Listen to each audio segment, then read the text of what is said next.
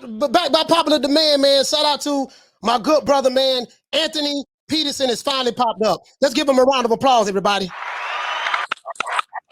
Yeah, man. What's good, brother? I know you was working out, man. I know you was working out. You did tell me you was getting it in. You do have a fight coming up, but I have to ask you this: how you feeling right now?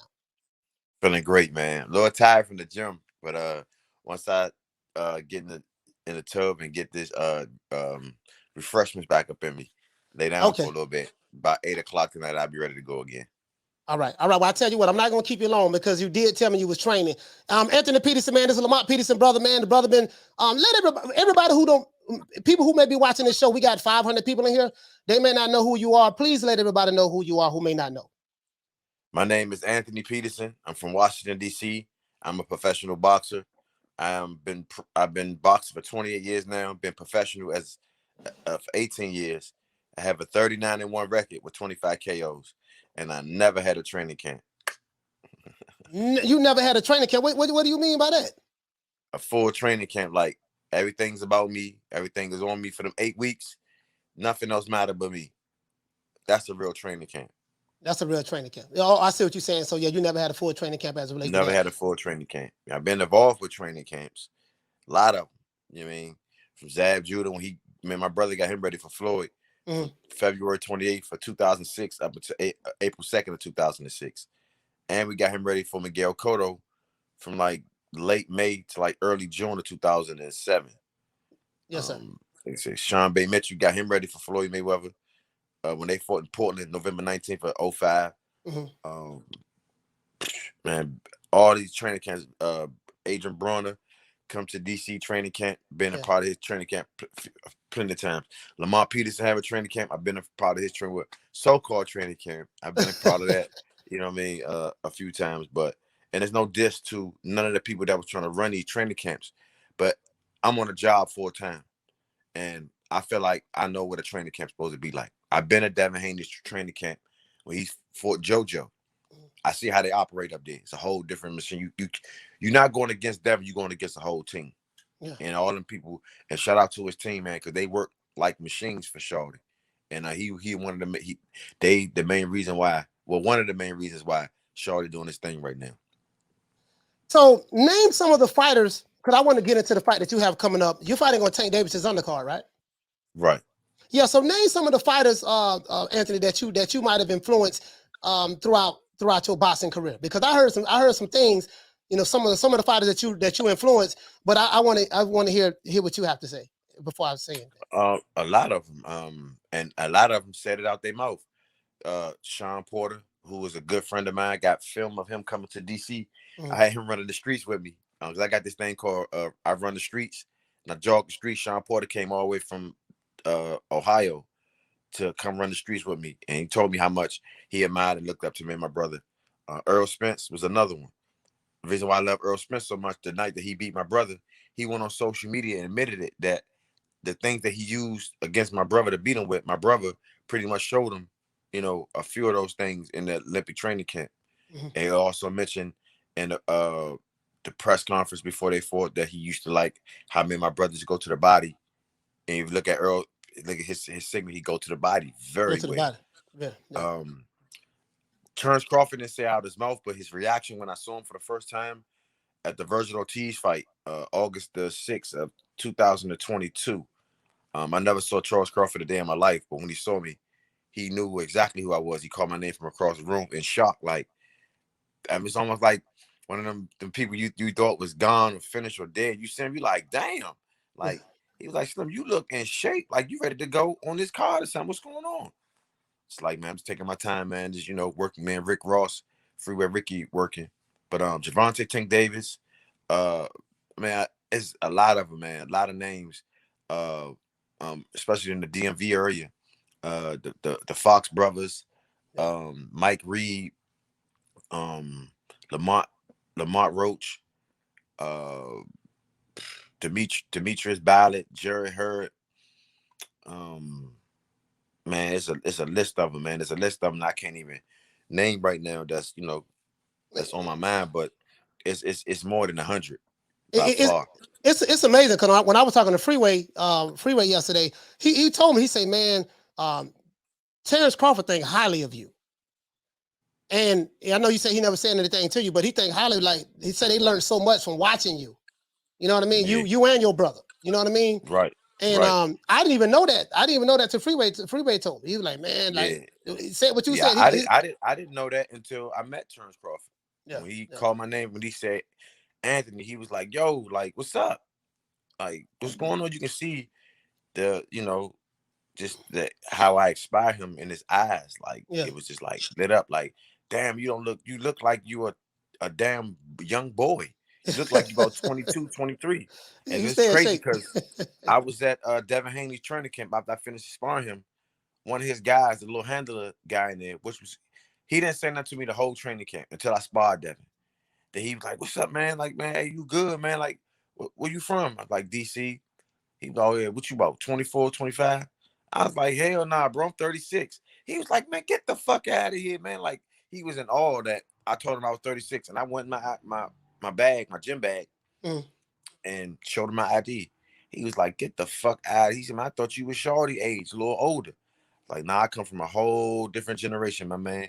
He was like, eh, but I seen him again in Dallas too with Bill Haney. All their whole team, their whole squad was cool. From down to the people that was cleaning the gym before we got there, the people that cleaned the gym after we got there, uh, Bill Haney, just the whole squad, Mickey Bay, Mm-hmm. all those Shout out to guys Mick. up Yeah. there. They was super cool. Yeah, they was super cool. What is your I saw the interview that you gave with Vlad TV. You and Freeway was on there, and that was a very very interesting interview. Like, tell us a little bit about your background, man. You and your brother was homeless.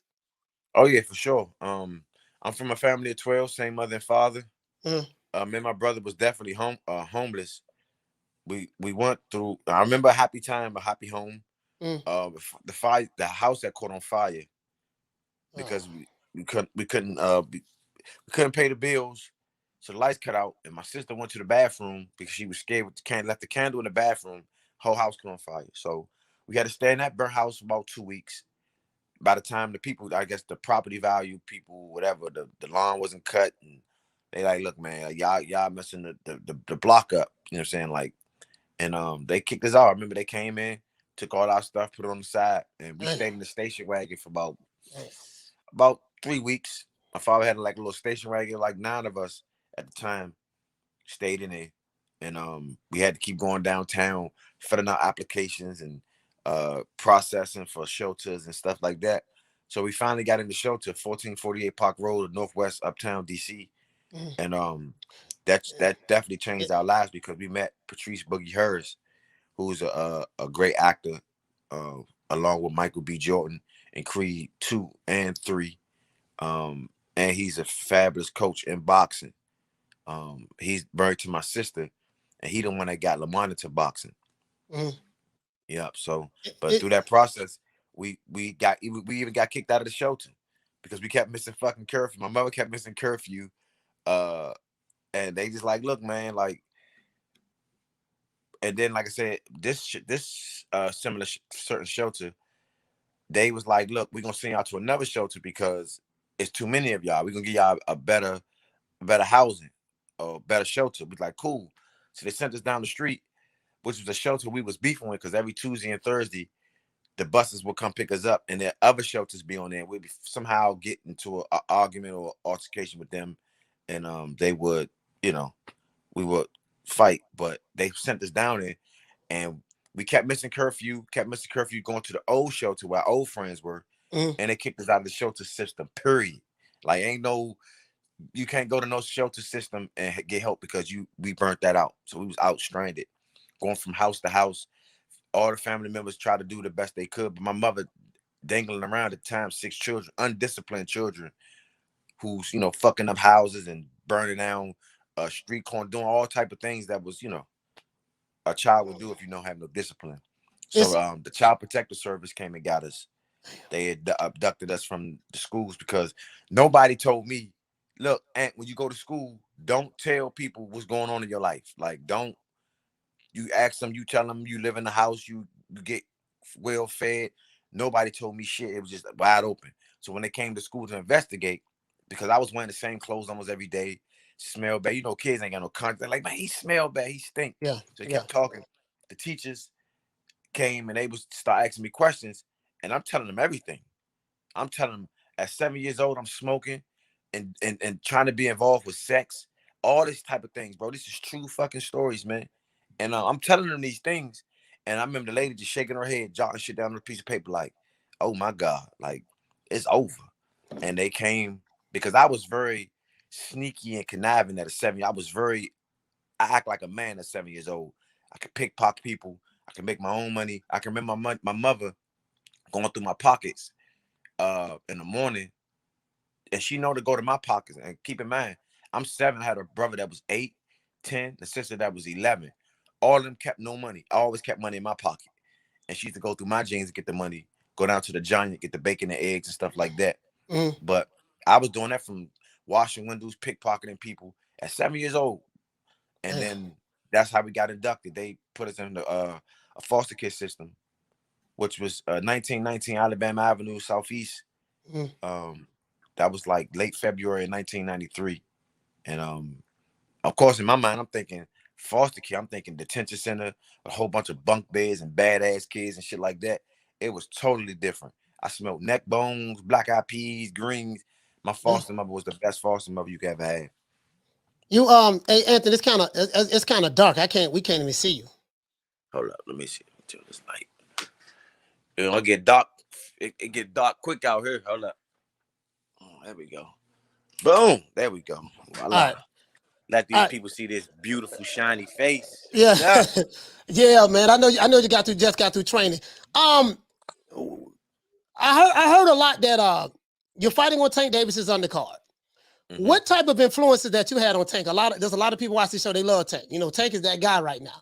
And I can remember so vivid. I remember we used to always be in like the Sugar Ray Leonard gym is where we used to always meet up at because Baltimore is like right up the street. So like he mentioned earlier, in his interviews with his coach, they used to always have to come to DC to go regional or national. Right. And he used to come through. I remember seeing him at the age of 10. This was like in 2005, 2000 and this was like 2004. I've never seen a kid with that much tenacity outside of myself. When I saw him, I saw myself with a little bit of more season on it. That's the first boy that I saw like, yo, I've never seen no kid like that that's that vicious. Like, because when he used to come out, he used to stomp, and his people that he was with, they used to like amplify with noise like boom, oh boom, yeah. boom. Yeah, And I thought that was so electrifying. I used to do the same thing when I was young. Yeah. And he was doing it. And when he started, I watched him grow older. I started watching him get hair on his little mustache and all that because I remember he was getting in trouble. I don't know if he had a hickey on his neck or something. And he was like 14, and that's that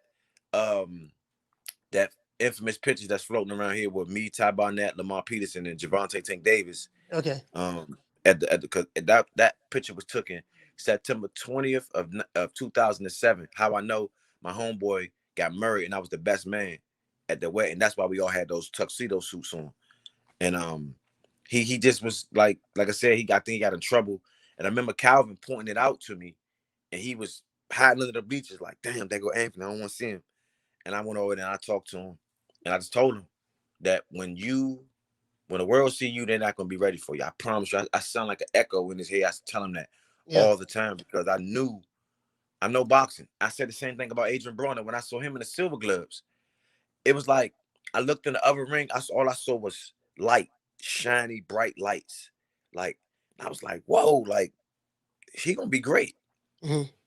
But Tank, his was a little different because I knew him. I saw him every day, and he was younger than me. And he used to fight my nephew, Patrick Hurst, who was 20-0 in boxing. I think he'll be on the card as well. They were real tight. But Tank always been him, man. Like tenacity is on a different level. His ferociousness. He's sweet dude. I had the pleasure of seeing him at the press conference I think he recognized me through my jacket. Mm-hmm. Because I got my name, my face, my action, everything that I go through on my jacket, so you Oh, can yeah, exactly. recognize me. Yeah. Yep. And he grabbed my shoulder, and I looked at him, and his facial expression. He didn't say this, but I'm very awesome at human behavior. Yeah. It was like, "Hey, big bro, everything you told me I was gonna do, I'm doing it. Hey, you see what's happening right now? Hey." It was like this, the light in his eyes, and I gave him a hug. And I said, "I love you, little bro." He said, "I love you too." So I do your thing. And What? like I said, I don't see Tank all the time. I really don't. But Mm. when we see each other, you'll thought we was kicking it yesterday. Yeah, that's how it is. What who promotes you now? Like what promotion company you with? I'm with no promotion right now. I'm just with man Rick. We doing business. Um, so did that play a part in how, because of the relationship that Tank had with your family growing up, and you was kind of like really more like a mentor to him, if anything, and I know he learned a Yeah, lot from being around you guys. Did that play a part with him deciding to put you and yeah, yeah. He Lamont on the said it out his undercard? own mouth. Yeah. He said it out his own mouth. And the guy said, we know." I can quote. I quote. He said, "We know you've been packing out arenas around the world, around the United States. Mhm. Um, we see as a lot of celebrities been coming. If you can shout out to one celebrity right now, who would it be for you to come to your fight?" He was like, "Man, everybody."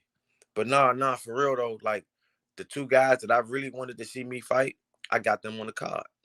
Lamont and Anthony. Yeah. Hey man, you know what? That's something else, man. Who you fighting on Tank Davis undercard? I just ran through like 4 different opponents, bro. See that 39-1 record is spooky as fuck. You know what I mean? Like, and people ask for more money because, like, look, this dude 39-1 with 25 KOs. You know what I mean? Yeah. And they not. Some people will look at the age, but then when they look at me on social media, they're like, damn, he still got teenager abs. Like, he's still in super shape. Like, don't think that I'm sitting around with a papa gut on grandma's couch flicking the channels, asking where the beer at. You know what I mean? I'm out here just as active as these young teenagers. My spawn sessions be always against young, up and coming, hungry killers in the early 20s or late teens. But that's what it is right now. Who? But before I forget, what is your social media so people can follow you? My social media is Peterson Anthony 808. So And Peterson. I'm on Facebook, Anthony Peterson. I'm on TikTok, Anthony Peterson. Okay, I just want to make sure we get that. That's on Peterson Anthony 808. That's on Instagram, right? Yes, sir. On Instagram. So y'all follow him on Peterson Anthony 808. Y'all please follow him. You 39-1. Say 25 knockouts. Mm-hmm. Is there a reason why? And this is from the chat. Is there a reason why you haven't never been like had a major belt, been a champion? Hell yeah. You know, the politics, not politics, the politics of boxing. I know it sounds so cliche, man, politics. I've lived this shit for 28 years. I've done nothing outside of boxing but box. I never had a summer job, a hustle job, or anything. Never been employed, never signed my name on no application before. Strictly boxing. And I know this is what it is. You know what I mean? Like, and it's beyond that. It's things that's working in boxing that's beyond my understanding. And I have a lot of understanding, let me reassure you, about boxing. And Yeah. it's not what you would think. And like I said, a couple of my interviews, I mentioned how boxing don't have a national organization. You know what I mean? Whereas though, like, you can put a certain rule and pinpoint it and say, hey, look, all of y'all got to follow this rule. Tom Brady, Barry Sanders, Deion Sanders. I don't give a who you are. And boxing is who got the most money, who got the better connect, who got the likes and views. And that's what it really turned to lately. That's why Jake Paul can come from a YouTube network and come to boxing, because that's what it's all about at the end of the day. When HBO and Showtime to give all those dates and fights out to all these fighters, what was the first thing they asked for? How many seats can you put in this in the arena, and how many people gonna watch you? And see, Anthony Peterson is born as hell. I have a born ass life. I don't live in luxury and gold and diamonds and flossed out and Bentleyed out, and I don't even have any kids. I mean, never even got married before. Never been to jail. I don't do drugs. I don't drink. That's a born ass life. Considered to be trying to be out there, this new world. You got to have something on you. Either you packing pistols, or you got shot, or you shot somebody. You got babies running around, baby mamas talking about you on social media, dogging putting all your personal business on social media. They love to see that. People will come and see you fight just because you got those type of problems. You know what I mean? Especially if it's an event like this. So what you saying? People in today's time, they like dysfunction. Yes, they like dysfunction and they like events. Events where it's going to be celebrities dressed their best. I don't care about what's happening. That's like even the Mayweather Tyson fights. I used to talk to the Vegas. He say it wasn't about Tyson Mayweather. Don't get me wrong, they're hell of athletes, but it was the event that brought it, that made people want to come. Man, you see who was at Floyd fight last time? Man, you see who was at Tyson fight last time? That's a come up for me. Yeah. Either I'm gonna come wear my logo on wear my brand on my shirt, or wear something that's gonna attract celebrities or attract business people. Because a lot of people, business people or people with $1 million or billions of dollars don't dress like celebrities. They be wearing corny little gear, you know, but you can get in contact with them on this level because this is like the Super Bowl of all walks. You look at boxing, man, it's like, look at when De La Hoya Floyd fought, with Trinidad De La Hoya for all the celebrities of different walks. It's amazing, man. So that's where we at right now. So to answer that question, Anthony Peterson life is too boring to sell, and that's why I brought Rick Ross in. I've met like 8 to 9 different celebrities. Rick Ross, Freeway, the real Rick Ross, not the rapper. No disrespect to the rapper, because I like his music too. But we talking about Freeway, the real Freeway, and having the one who the rapper got his name from. Yeah, fact. And having him is, like I said, it's like having a pink elephant in my pocket, bro. I don't care where we go, somebody know who Rick is, and he'll draw up a crowd, and from that he'd be like, y'all don't know my guy Anthony Peterson? People be looking at me the whole time and be like, oh yeah, I heard about him. You heard about me, but you don't know how I look. That lets you know the promotion was not sturdy at all in my come up in this boxing. But now, like I said, we got Rick.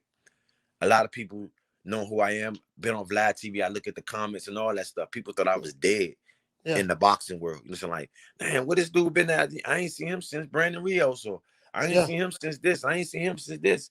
Like, they actually have a missing report interview on YouTube about me. Some guy made a missing report on Anthony Peterson. Fuck me up. Me laughing so hard. I mean, you like a missing report? What do you mean? I'm right here. I'm right here.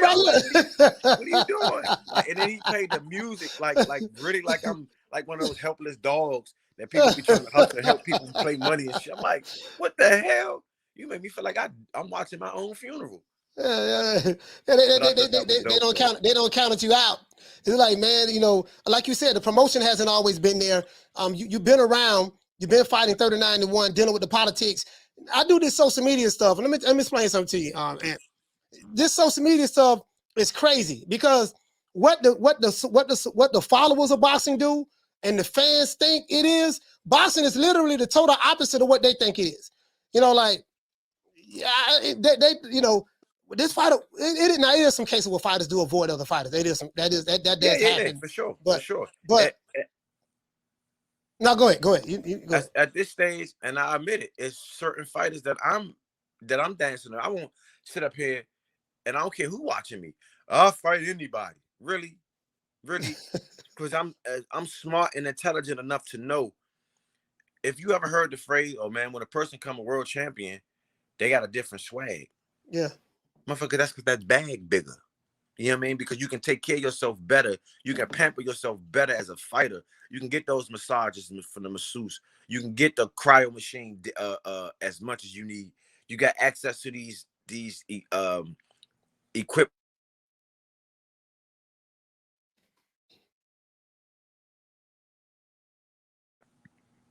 I hear you now. You hear me now? Somebody was trying to call me. My bad.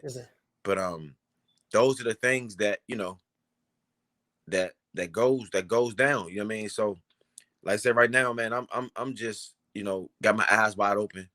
I see boxing through a whole different goggles, and I'm coming with a new way of boxing. I'm not saying the best way or the only way, but this is a new way of looking at boxing, from coaching, from just getting in shape, being in health, and speaking of health, that's why I said I will not get in the ring right now with none of these fighters until my health is completely up there. And I'm saying when I say this with my health, who I was watching, it's nothing, no chronic injuries done to me, no organs, no organs, none of that's fucked up inside me. I'm in perfectly great shape for a human being. But we talking about boxing, bro. Not only boxing, this ain't no ballroom boxing. We talking about elite boxers who slept, piss, eat, drink boxing just like you at 2 years old. Spent nothing but going to junior Olympic tournaments and silver gloves and all that, just like you. You know what I mean? So that's when it requires your soul.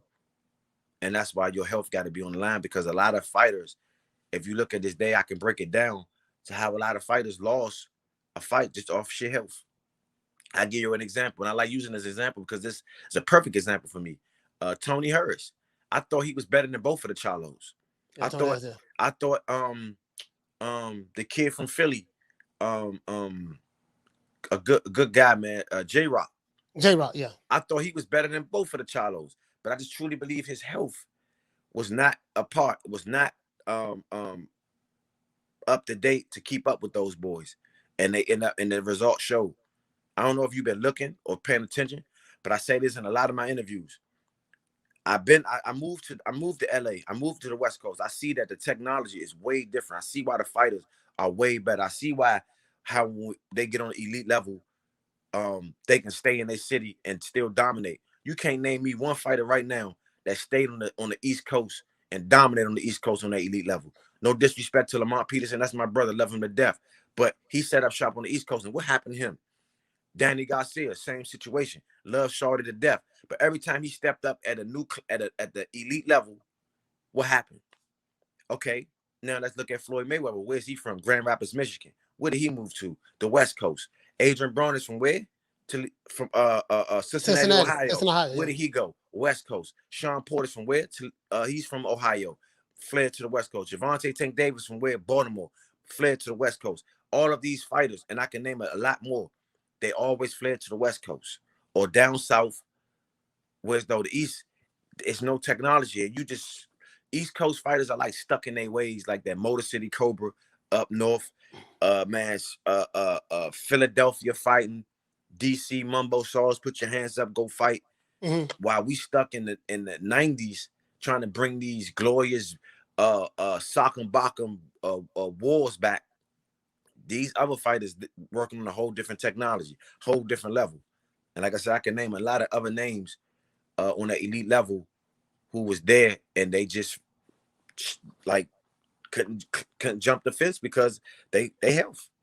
So what are you saying? Are you telling me that because the sports science is better on the West Coast versus the East Coast, and on the East Coast they still try to do things like the old school way, Absolutely. old school training way, the old school methods that when no, just trying to be not trying to be funny, but Rocky Balboa way, we just gonna get the axe, chop the tree down, and and stuff like that.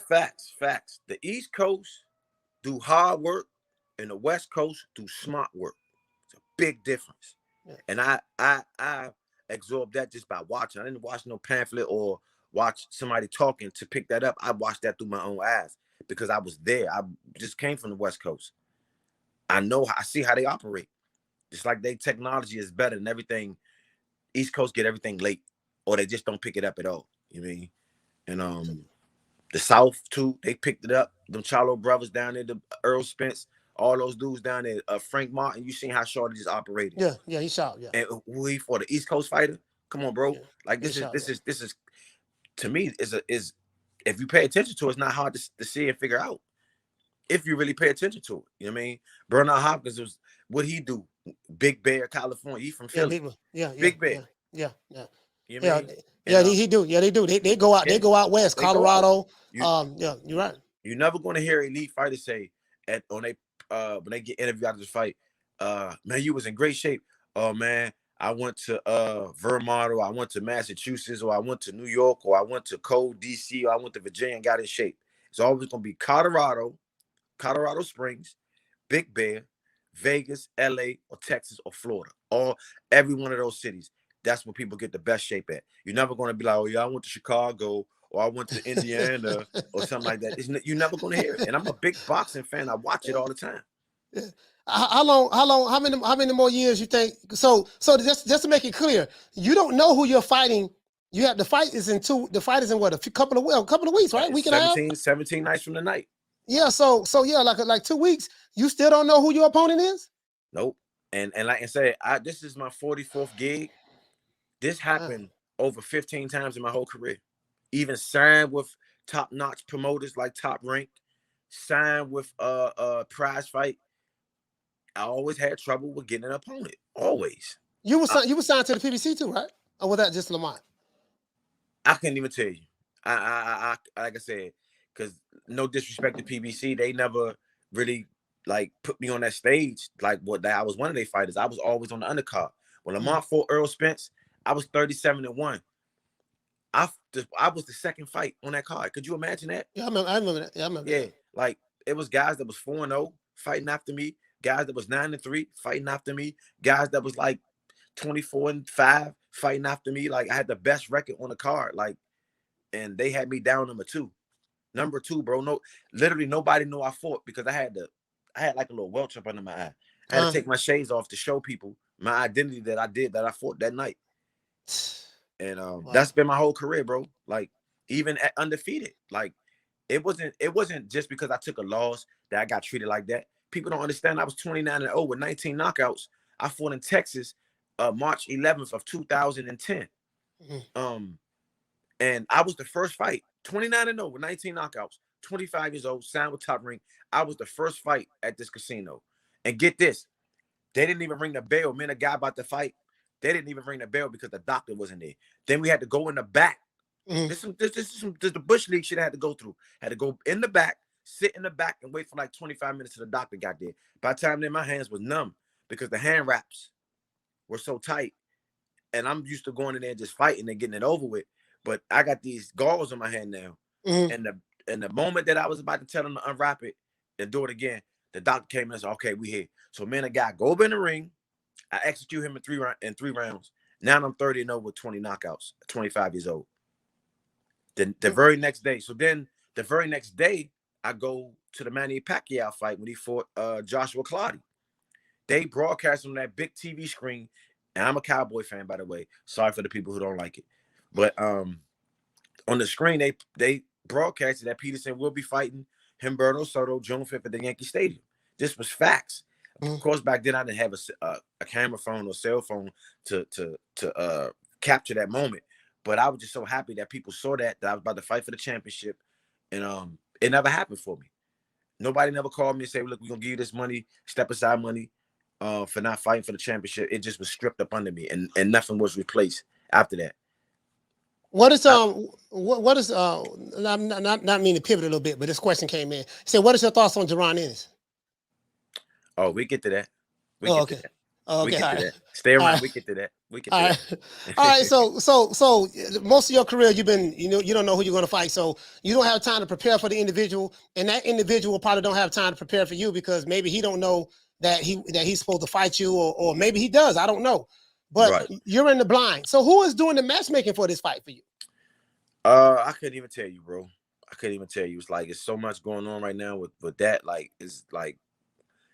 And that's one of the things I'm trying to break out of, like not asking questions because I'm so used to like just going to the gym and train. Don't say nothing. When I was at the Headbangers gym, I used to sit for like 2 years straight and don't go to the coach and say absolutely nothing. Just go in there and bust my ass every day, train hard, put on social media. And people who was watching me work out, they were ducking me. So I'd be sitting there for a whole 2 years and nothing happening. But I don't know who's doing this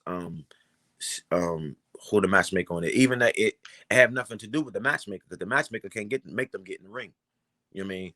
All they can do is present to them the right fight that I'm looking for, the right fight that I'm asking for, and they've been doing that. But it's just that the people that they asking and bringing to the table, they like, hell nah. I mean that's kind of crazy, man. Because all right, so you've been boxing all of your career. You say you never had a job. So how do you make a living? Like, you're 39-1, and so you just been fighting as a free agent.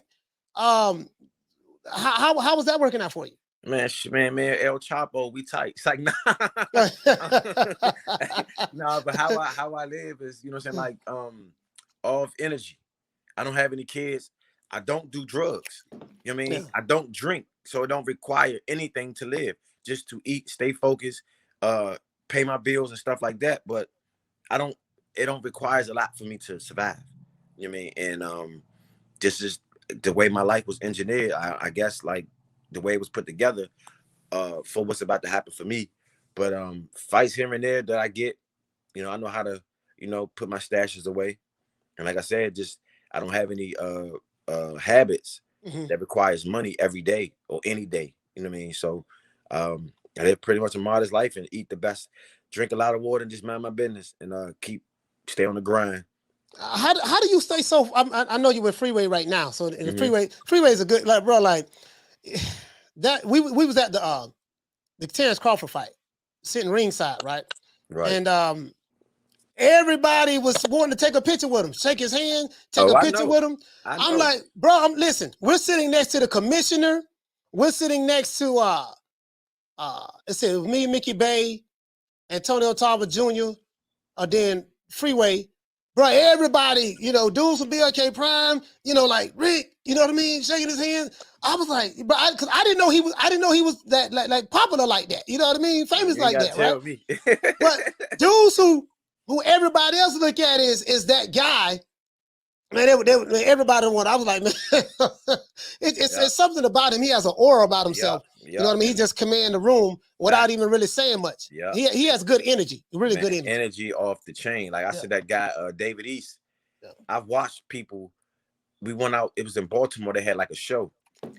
He had maybe like no exaggeration about 30 people following him, trying to get at him and trying to shine like.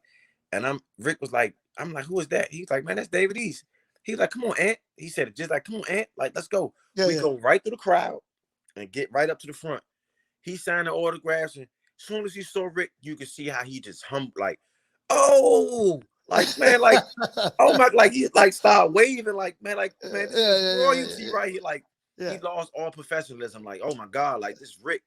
And I'm looking like, wow. Yeah. Like, he's like, come on, Ant. He's like, look, he introduced me to him. At the time, I was 38-1. Right. He was like, you 38-1? And you know, for a championship? This is David, he's talking. Yeah. He said, nah, we got to fix that. He's saying this while we taking the picture. He's saying it like, while we looking at the picture, taking the picture, he said, nah, we got to change that. Like, we ain't about to have one of Rick fighters.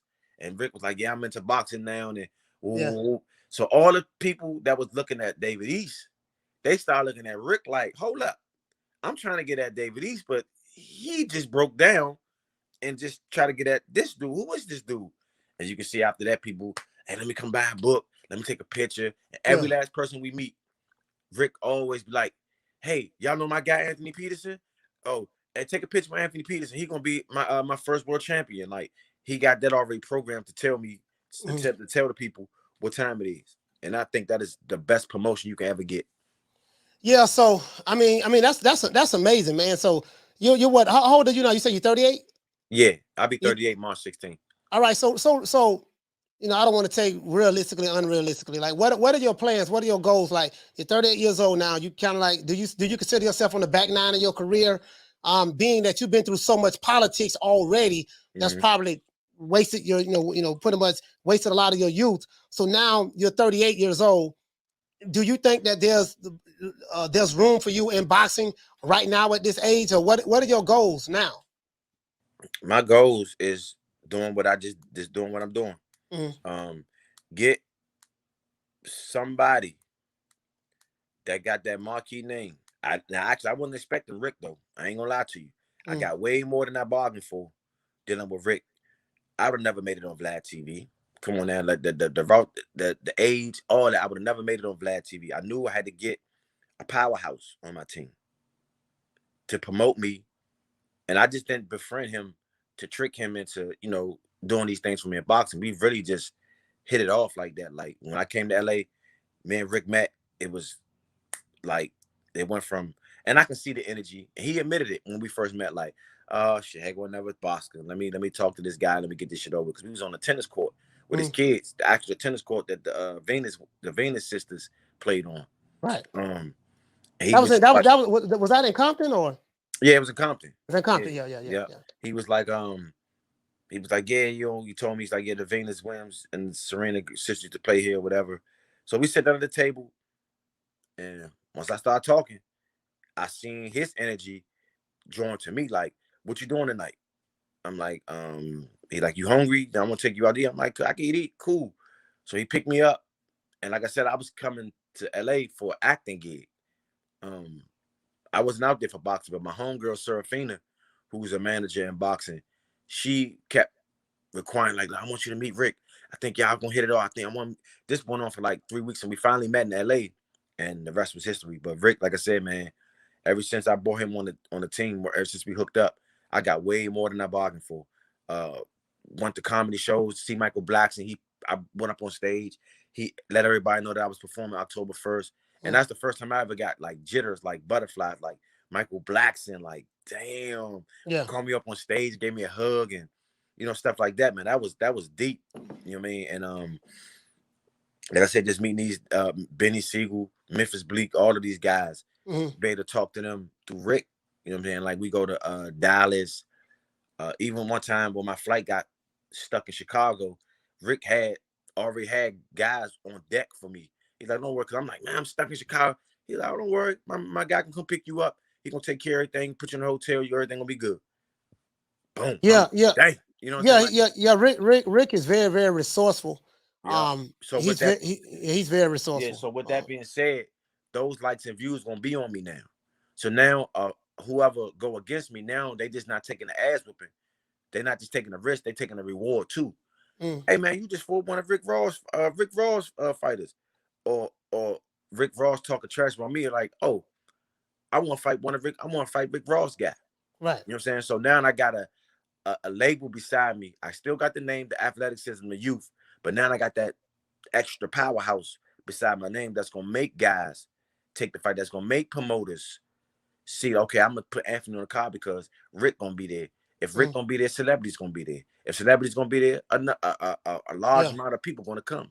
The shit is science. You know what I'm saying? Like, I strategically broke this thing down, and I went to the West Coast and I signed with Rick Ross. We signed with each other. Yep. I mean, I seen it firsthand. Like, guys who were the stars, the celebrities, the big names, they were coming over there to see him. This is what I like to tell people. Freeway Rick Ross is your favorite celebrity's favorite celebrity. Yep. That's what I'm telling you. Yeah. He gonna get me that. He gonna give me that date with Megan Good. I promise you that. Hey, listen. I know you got through working out. I know you're tired of stuff like that. I didn't want to keep you long. So I just want to thank you, Anthony, for coming on the show, man. Is there I appreciate it, man. Anytime, man. I definitely, like I said, we 17 nights out. So sometime next week, get closer to the fight, I can kind of give you a update on what fighters go through, what they feel. You know what I mean? Interpret to you the best way I can through my 9 senses to let the fans know, the people who's curious about, cutting weight and how you feel when you cut weight, what your attitude is like. I feel like I owe that to people, to let them know, like, what really happens to a fighter and even after, because a lot of fighters lose themselves in the fight and you remember yourself when they call your name. But if they don't call your name, you're not going to forget. You're not going to remember who you are. You know what I mean? So you lose yourself, you lose your nutrients, you lose all of these things, and you go into a fight. How you get reminded who you are is the winner is Anthony Peterson. Oh, that's me. Okay, I'm back now. You know what I mean? You're back now. And people don't think that's a true story.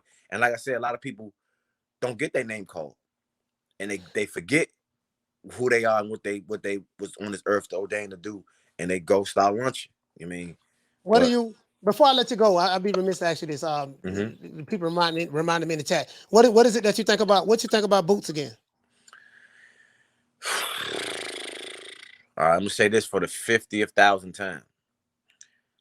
He is the only fighter that I ever saw that made me lose my professionalism when I seen him perform. When I see him fight, you will never think that I boxed before a day in my life. You'll think that I was just a fan or just a bystander, because watching Shard is like a breath of fresh air, man. It's like, I truly believe he's going to be one of those fighters that don't have to flee from his city from the East Coast to dominate on that elite level. I truly believe he's going to be the first.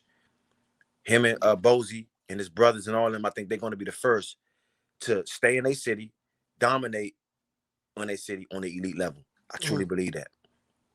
Okay. All right. Hey, listen, man, Anthony, man, I thank you so much, brother. I know you made a sacrifice, and I know what you're going through, getting ready for the fight, man. You know the old saying, if you stay ready, you never got to get ready. You're on the West Coast, so my favorite rap on the West Coast is Sugar Free. You know what I mean? So, you know, if you stay ready, you ain't never got to get ready, man. So, you got to make it pop, make it crack a lot, make it do what it do. And see you, man, January the 7th, man. Hopefully you get to come back on and just let me know, do a follow-up, let me know exactly when you find out who your opponent is. You know how to get in contact with me. Yes, sir. Yes, sir. All right, salute, man. Hey, let's give him a round of applause, man. Anthony Peterson, man. Salute to my brother, man. God damn. DC standing up, man. DC over everybody. Man, I'm out of here, bro. Let's go.